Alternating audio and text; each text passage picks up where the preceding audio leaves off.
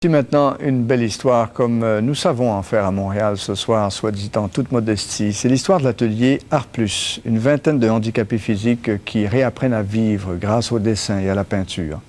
2 professeurs prêtés par la CSCM, 500 $ de pinceaux et de couleurs, un local fourni gratuitement par la Ville de Montréal, mais surtout des gens heureux, très, très heureux. Voici donc le reportage de Bernard Drainville et de Chantal Mondou. C'est dur à sortir là-dedans. Oups, maudit, je l'ai échappé. Moi, ça fait rien que 5 ans que je suis handicapée. J'ai fait une paralysie cérébrale. À 60 ans, puis c'est tout. Vous n'avez pas l'air trop malheureuse. Non, je suis très heureuse ici. Je viens chercher ici ce que je peux probablement je ne retrouverai pas ailleurs. Je suis bien ici, mais je suis libre ici, puis c'est une façon de m'exprimer aussi. Quand j'étais jeune, moi, la première chose qu'on m'a dit, que je me souviens, c'est tout ce que je pourrais jamais faire. Que je marcherais jamais, que je pourrais jamais travailler, que je pourrais jamais mener une vie normale. Puis moi, j'ai toujours fait abstraction de ça. Je me suis dit, c'est ce que vous pensez, mais moi, je vais trouver un moyen d'agir. Vous avez passé le reste de votre vie à les contredire. J'espère que je vais continuer encore longtemps.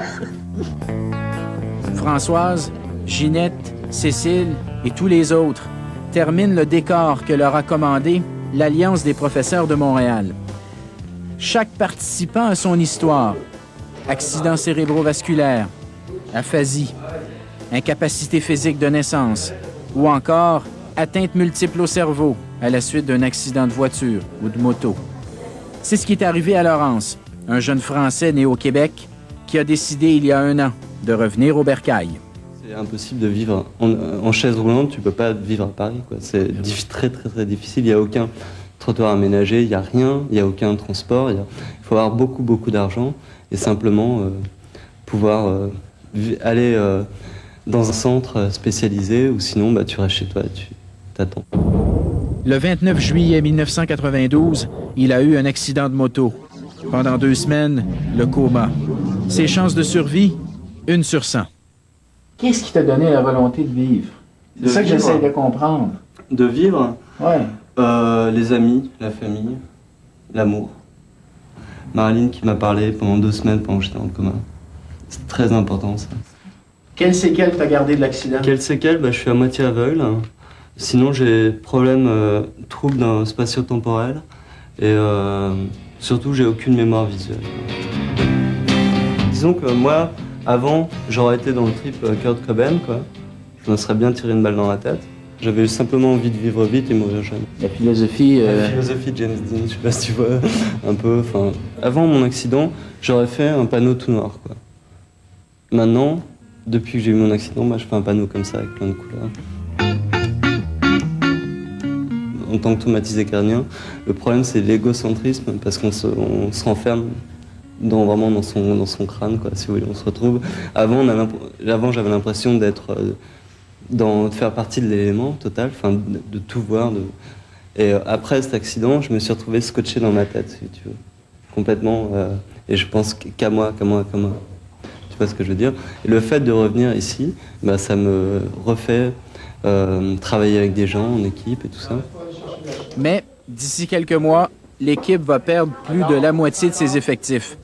C'est que le règlement veut qu'après 4 ans, ils doivent laisser leur place à d'autres. Il y en a qui le prennent mal. Perdre l'atelier pour eux, c'est tout perdre. Cet atelier-là,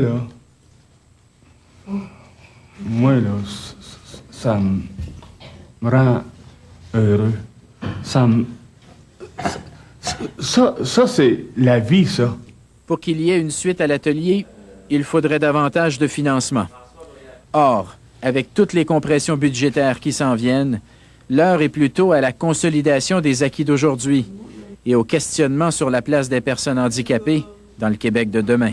Une personne handicapée, est-ce qu'elle doit avoir des services différents d'une personne qui n'est pas handicapée dans la société? C'est une question qu'on se pose. C'est une réflexion qu'on peut poser aujourd'hui face à ce problème-là qui touche l'ensemble des gens qui sont ici autour de la table. Mais peu importe l'avenir, certains ont acquis à l'atelier une confiance en eux-mêmes, que rien ni personne ne pourra plus leur enlever.